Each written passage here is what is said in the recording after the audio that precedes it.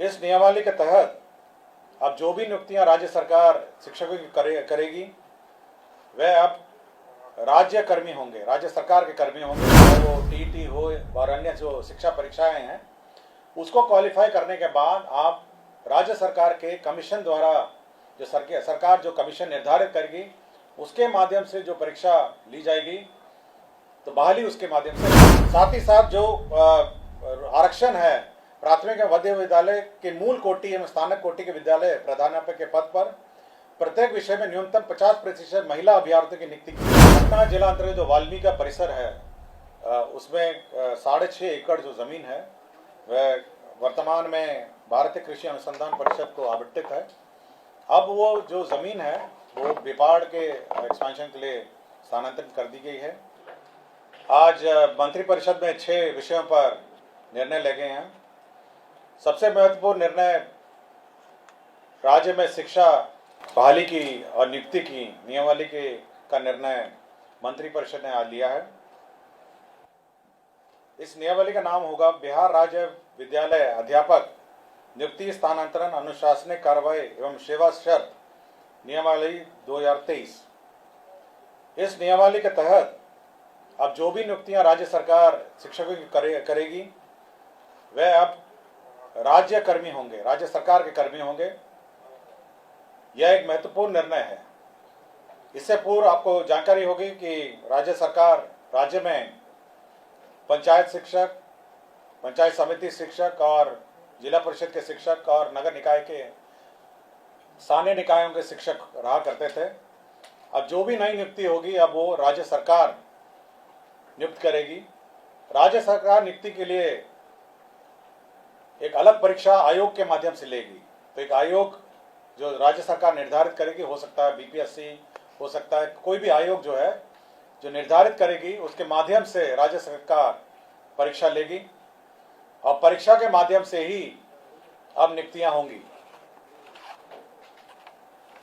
इस नियुक्ति में भाग लेने के लिए जो अर्हता होगी वह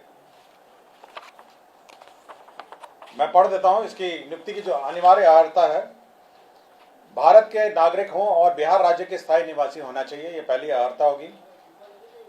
विद्यालय अध्यापक के पद पर नियुक्ति हेतु राष्ट्रीय अध्यापक शिक्षा परिषद द्वारा समय समय पर निर्धारित शैक्षणिक एवं प्रशासनिक योग्यता धारित करते हों एवं विशेष विद्यालय अध्यापक के लिए अर्हता भारतीय पुनर्वास परिषद के अनुरूप अनिवार्य होगा।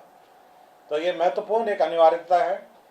राज्य सरकार एवं केंद्र सरकार द्वारा समय समय पर आहूत शिक्षा पात्रता परीक्षा में उत्तीर्ण हो, परंतु वर्ष 2012 से पूर्व नियुक्त एवं कार्यरत शिक्षक जो दक्षता परीक्षा उत्तीर्ण होंगे के लिए शिक्षक पात्रता परीक्षा में उत्तीर्ण अनिवार्य नहीं होगा। विषय विशेष के लिए अलग से विशेष अर्हता का निर्धारण विभाग द्वारा समय समय पर किया जाएगा। तो ये बिल्कुल स्पष्ट होगा कि पहले तो आपकी जो परीक्षा होगी, जो क्वालिफाइंग एग्जाम है, जो राज्य सरकार और केंद्र सरकार के लिए पहले ली जाती थी, उसके क्वालिफाई करने के बाद ही आप सरकार द्वारा जो कमीशन के माध्यम से परीक्षा होगी उसमें आप बैठ पाएंगे। तो पहला एक एग्जाम जो सभी ने लिखा है, चाहे वो टीईटी हो और अन्य जो शिक्षा परीक्षाएं हैं, उसको क्वालिफाई करने के बाद आप राज्य सरकार के कमीशन द्वारा जो सरकार जो कमीशन निर्धारित करेगी उसके माध्यम से जो परीक्षा ली जाएगी तो बहाली उसके माध्यम से होगी। इसमें न्यूनतम आयु निर्धारित है 21 साल और अधिकतम आयु सरकार द्वारा निर्धारित की जाएगी। जो सरकारी नौकरी में अधिकतम आयु है वह होगी, लेकिन जो 10 साल की नियुक्ति वर्ष का जो छूट होगा, इस नियमावली के प्रवृत्त होने के पश्चात नियुक्ति के प्रथम संव्यवहार में अधिकतम आयु सीमा में 10 वर्ष की छूट दे होगी। तो इसमें नियमावली में 10 वर्ष का छूट का भी प्रावधान है जो लोग पूर्व में नियुक्त होंगे। इसमें यह खासियत यह है कि इस परीक्षा में जो अभी वर्तमान में जिसको आप कहते हैं 7वें चरण या अन्य चरण जो हैं वो लोग भी बैठेंगे, परीक्षा लिखेंगे। और साथ ही साथ जो अभी तक जो शिक्षक नियुक्ति जो गैर सरकारी शिक्षक हैं, जो सरकार के जो नगर निकाय और पंचायत स्तरीय और स्थानीय निकाय के शिक्षक हैं, वह भी इसमें बैठ पाएंगे। तो सभी प्रकार के शिक्षक जो हैं जो अर्हता रखते हैं वे बैठ पाएंगे। और इस नियमावली के माध्यम से अगर अर्हता रखते होंगे तो कमीशन द्वारा जो परीक्षा ली जाएगी उसमें बैठेंगे।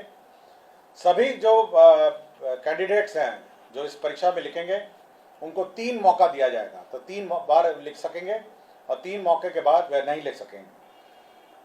जहाँ तक रिजर्वेशन की बात है, सारा राज्य सरकार द्वारा निर्धारित आरक्षण रोस्टर का पालन किया जाएगा। और लेकिन साथ ही साथ जो आरक्षण है प्राथमिक एवं मध्य विद्यालय के मूल कोटि एवं स्थानक कोटि के विद्यालय प्रधानाध्यापक के पद पर प्रत्येक विषय में न्यूनतम 50% महिला अभ्यर्थियों की नियुक्ति की जाएगी। जो वर्तमान में शिक्षा में जो आरक्षण लागू है वह यथावत रहेगा, किंतु अन्य जो महिलाओं को छोड़ के अन्य जो राज्य सरकार का जो आरक्षण का नियम है वह लागू होगा। इसके साथ साथ अब सरकार के जो कानून है, सरकार के जो नियम है, सरकार का जो पेंशन है, सरकार का जो निर्धारित एनपीएस पेंशन है, ये सब लागू होगा। सरकार के जो आचरण है वो लागू होगा। यह नियुक्ति अब जिला संवर्ग के रूप में होगी, जिसमें जिला के अंदर स्थानांतरण का प्रावधान है और अंतर जिला का भी स्थानांतरण का विशेष परिस्थिति में प्रावधान है। संपुष्टि, सेवा संपुष्टि भी उसी अनुसार है, शिकायत अपील भी उसी अनुसार है। और कैबिनेट ने यह निर्णय लिया है कि अब अन्य किसी प्रकार से शिक्षा की नियुक्ति नहीं की जाएगी, शिक्षक की नियुक्ति नहीं की जाएगी। केवल जो सरकार द्वारा निर्धारित कमीशन है उसके माध्यम से परीक्षा होगी और उसी माध्यम से अब शिक्षा नियुक्ति होगी। यह बिल्कुल कैबिनेट ने स्पष्ट निर्णय ले लिया गया है। 7वीं केंद्र पुनरीक्षित वेतनमान संरचना में वेतन जो प्राप्त कर रहे हमारे सरकारी पदाधिकारी कर्मी हैं उनको 1/1/2023 से के प्रभाव से डीए का जो रेट है वो 38 के स्थान पर बढ़ा के 42% हो गया है। राज्य सरकार को इस बढ़ोतरी में 1690 करोड़ का अधिक व्यय होगा, तो 38 के स्थान पर अब 42% डीए होगा। राज्य सरकार ने अपना जो कंटिजेंसी फंड है उसको 350 करोड़ से बढ़ा के 10,000 करोड़ कर लिया गया है। आपको जानकारी होगी समय समय पे हम लोग कंटिजेंसी फंड से निकासी करते हैं, तो अब ये लिमिट 10,000 करोड़ का होगा, जिसमें आधा प्रतिशत जो 50% होता है वो आपदा के लिए सुरक्षित रखा जाता है।